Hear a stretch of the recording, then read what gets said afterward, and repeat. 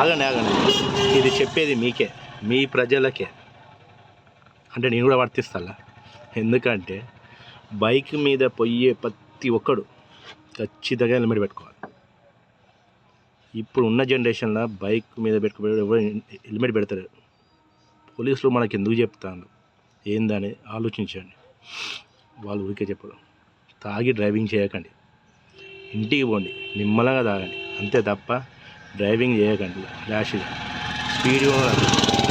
ఇక పిల్లలకి చెప్తాను, వాళ్ళ అమ్మ నాన్న బైక్ కొనిస్తారు, తిరుగుతారు, అంతే తప్ప వానికి ఏది చెప్పరు.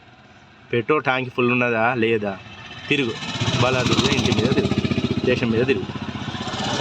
కానీ ఒక్కటి గుర్తుంచుకోండి, మీ పిల్లలకు బైక్ కొనిచ్చినప్పుడు జాగ్రత్తగా తిరగండి, హెల్మెట్ పెట్టుకోండి. రాత్రుళ్ళు తాగి తందనాలు ఆడుకుంటూ తిరగకండి. స్టేషన్లకు అయిపోయి సిగరెట్ తాక్కుంటా రాత్రి పూట వాడు 12 గంటలకు వస్తాడా 1 గంటకు వస్తాడా తెలియదు. మీరేమో ఫోన్ చేసినప్పుడు డబ్బులు పంపిస్తే సరిపోతుంది. ఇప్పుడున్న జనరేషన్లో పిల్లగాళ్ళు చెడిపోయే కారణానికి అమ్మ నాన్నే కారణం. అవునా కాదా? ఎందుకంటే వాళ్ళకి ఏది కావాలని కొనిస్తాను, కానీ వాళ్ళ జీవితాలు చేతుల మీరే ఖరాబ్ చేస్తాను. అది మీకు కూడా తెలుసు. చాలా ఇన్సూరెన్స్ చూస్తాను, అయినా వానికి అయింది కదా, మనకి మా పిల్లగాడు మంచిగానే ఉన్నాడుగా అనుకుంటాను. కానీ ఏదో ఒక రోజు మీ పిల్లగారు కూడా అక్కడికే వస్తారు. హెల్మెట్ మాత్రం ఖచ్చితంగా ధరించండి, జాగ్రత్తగా ఉండండి.